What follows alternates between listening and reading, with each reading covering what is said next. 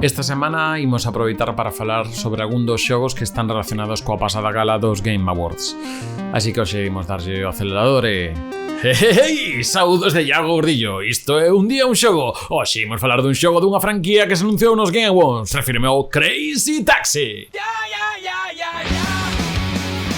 Case mellor... Podo deixar esta voz que me casco. Case mellor comeza a falar que o YouTube codo copyright, en fin. Crazy Taxi saiu para recreativas no ano 99 e para a Sega Dreamcast no 2000. Trátase dun claro exemplo de aplicar a filosofía arcade. Fácil, directo e divertido para empezar a xogar e difícil de dominar. O xogo consiste en poñernos na pel dun dos 4 taxistas que nos ofrece Axel, Billy Joe, Gina ou Gas e meternos nunha loita contra un cronómetro para levar o maior número de pasaxeiros ao seu destino. Así que primeiro hai que buscar un cliente, marcado por un indicador que variará de cor segundo a distancia que nos espere por diante. Vermello se vai un punto próximo ata verde, se o seu destino está moi afastado. E unha vez que paremos, o cliente subirá e dirá onde quere ir e activarase unha subconta atrás na que teremos que deixalo no destino nese tempo. Segundo tempo que nos sobre, recibiremos unha recompensa de cartos, puntuación, se queres chamarlle así, e pode que un segundos extra para o outro contador de tempo global, que seguirá restando até que atopemos outro cliente e volta a comezar. Para saber onde temos que levar a clientela, contamos cunha frecha que nos vai guiando en cada xiro e cruce por onde hai que ir.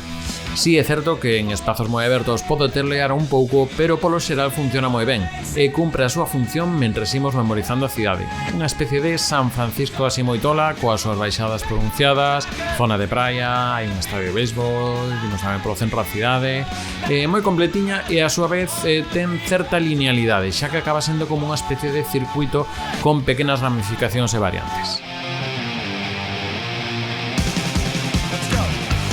Sobre o da frecha de dirección que comentábamos, dicir que ten a súa historia tamén, xa que Sega pois fixo unha patente con este dispositivo e houve unha controversia cun xogo que era un calco deste, o Simpsons Road Rage, que tivo que pasar por unha demanda en concreto pola patente desta frecha.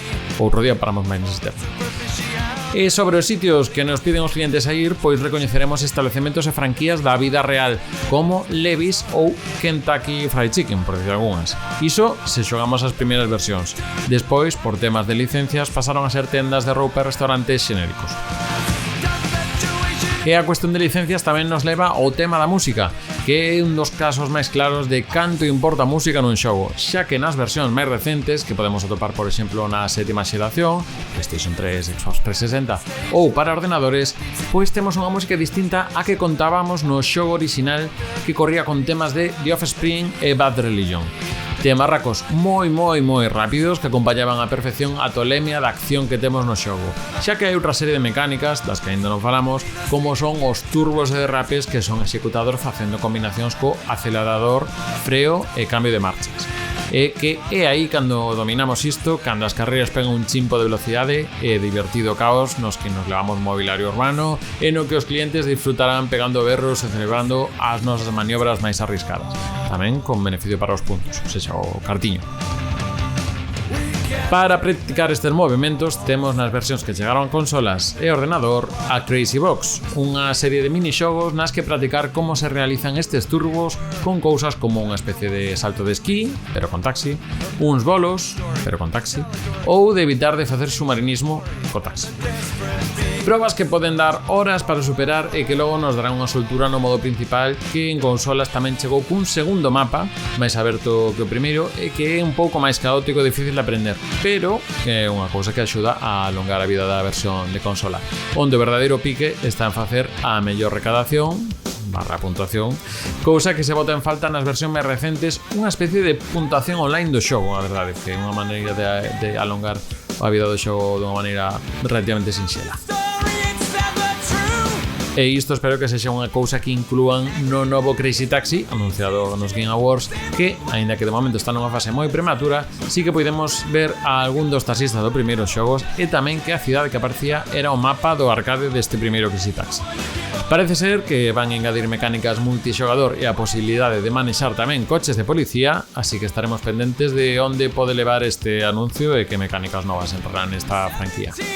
Non querría rematar este repaso polo Crazy Taxi sen citar a un precursor espiritual nacido en Cataluña como é o Radical Bikers, xogo de Gaelco que nos poñía con motoristas que facían de repartidores de pizza e que tiña unha enerxía moi semellante a este Crazy Taxi, que sí, este xogo é un pouco máis encorsetado nos percorridos que temos que facer con respecto ao Crazy Taxi, pero tiña momentos incluso máis tolos no visual. Se tedes curiosidade sobre este Radical Bikers, tedes na descripción un vídeo de uns 15 minutos onde comentamos con máis calma este xogo. Isto é Un Día Un Xogo, o micropodcast de Recuncho Gamer que tes en YouTube, Spotify e máis plataformas. Se che gusta o que facemos, necesitamos a tua axuda. Tes o Patreon onde podes contribuir a cambio de escoller contido como os videoxogos nos que falamos nesta sección, aparecer nos créditos e máis recompensas. Tamén axuda que nos deixes un like e que te suscribas se estás no YouTube. Mañá, outro xogo.